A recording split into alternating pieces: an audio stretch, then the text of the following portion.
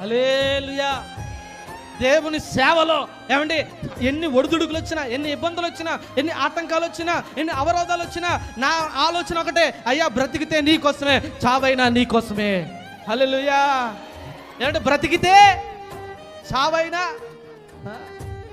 అయ్యా నాకు ఎన్ని శ్రమలు వచ్చినా, మా అమ్మగారు మా నాన్నగారు అంటారు ఏమనంటే, నువ్వు ఇక్కడ ఉంటే చచ్చిపోతావు అంటారు.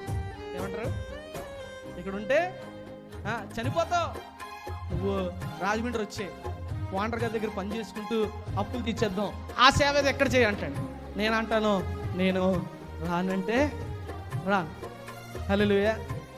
నేను ఇక్కడే ఉంటాను, దేవుని సన్నిధిలో ఉంటాను, దేవుడు పని చేస్తూ ఉంటాను, అక్కడ పని చేస్తూ సేవ చేయంటాడు. మా నేనంటాను, నేనైతే ఇంకా పని చేయను, సేవ చేస్తాను, దేవుడు నా పట్ల కార్యం చేస్తాడు.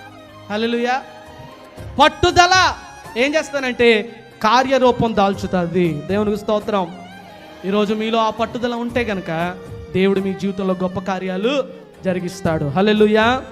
మీ భర్త కోసమైనా, పిల్లల కోసమైనా, ఇంటి కోసమైనా, మీ బిడ్డల రక్షణ కోసమైనా, వారి మార్పు కోసమైనా, మీరు దేవుని కోసం బ్రతకడం కోసమైనా ప్రార్థనలో, ఉపవాస ప్రార్థనలో పట్టుదల కలిగి నువ్వు ప్రార్థన చేస్తే దేవుడు గొప్ప కార్యాలు జరిగిస్తాడు.